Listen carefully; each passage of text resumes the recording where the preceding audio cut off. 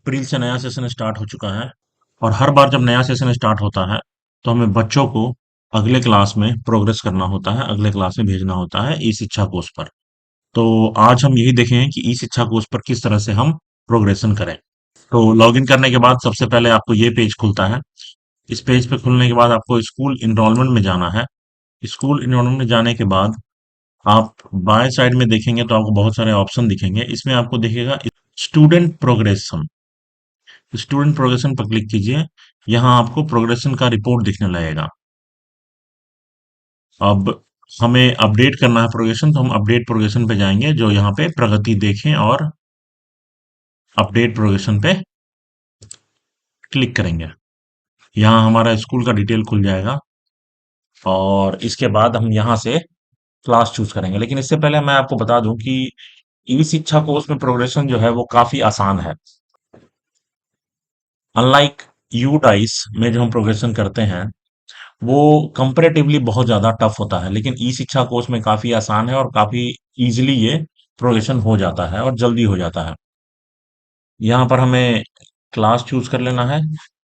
उसके बाद अगर आपके पास एक से ज्यादा सेक्शन है तो सेक्शन चूज कर लीजिए। अगर एक ही सेक्शन है तो फिर वो आप चूज नहीं भी करेंगे तो कोई फर्क नहीं पड़ता। अब यहाँ हम सेक्शन चूज कर लिया, सर्च पे क्लिक किया। अब हमारे पास यहाँ पर सभी बच्चों का लिस्ट आ चुका है जो क्लास वन में है। यहाँ सारा डिटेल बच्चों का रहेगा।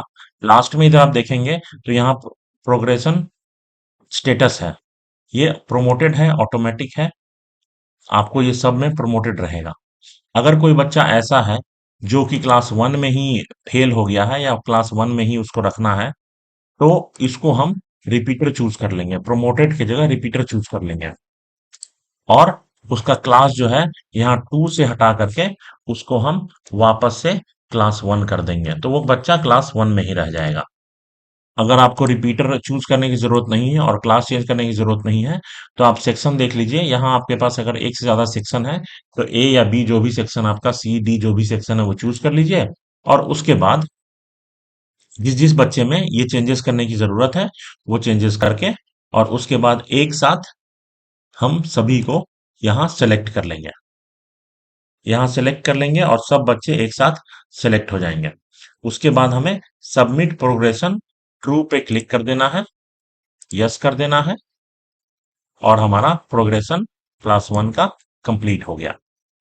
अब जब हम प्रोग्रेशन रिपोर्ट पे जाके देखेंगे तो हमें दिखाएगा कि 14 बच्चे इसमें थे। 14 बच्चे जो हैं एनरोलमेंट है और हमने 14 बच्चों को प्रमोट कर दिया। और अब हमारे पास 0 पेंडिंग बच्चे हैं जो इनका की प्रोग्रेशन बाकी है। बाकी क्लास में आप देखेंगे तो यहाँ पे प्रोग्रेशन के लिए पेंडिंग बच्चों की संख्या हमें दिख रही है। इसी तरह से हमें बाकी क्लासेस के भी कर लेने हैं।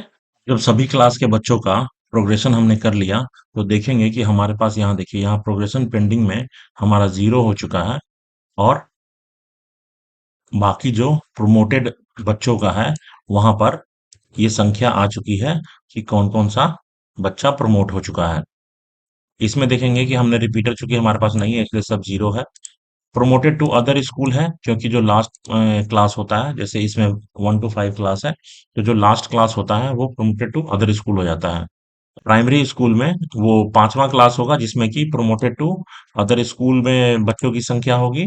और मिडिल में वो आपको आठवां क्लास होगा। हायर का सिस्टम अलग होता है तो वहाँ चीजें अलग होंगी।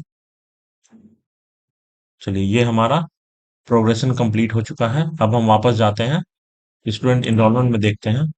तो अब देखिए, अब यहाँ जो हमारे पास सब कुछ 0 दिखा रहा था, अब हमारे पास बच्चों का संख्या यहाँ पर क्लास 2 से लेके 5 तक बच्चों का संख्या शो करने लगा। क्लास 1 में जब हम नया एंट्री करेंगे तो बच्चों का संख्या शो करेगा। यहाँ जो टोटल 0 दिखा रहा है ये बहुत जल्दी अपडेट हो जाएगा, मे बी नेक्स्ट डे ये वापस से अपडेट हो जाएगा और टोटल स्टूडेंट का संख्या जो है यहाँ जो 68 है वो वहां भी 68 हो जाएगा। चलिए, तो इसी के साथ प्रोग्रेशन का काम समाप्त हुआ। फिर मिलेंगे आपसे नए किसी वीडियो में। वीडियो में हमारे साथ बने रहने के लिए बहुत बहुत धन्यवाद। आशा करते हैं कि आपको हमारा वीडियो पसंद आ रहा होगा और अगर पसंद आ रहा है तो दूसरों को भी वीडियो शेयर कीजिए, लाइक कीजिए, सब्सक्राइब कीजिए। आज के लिए अलविदा।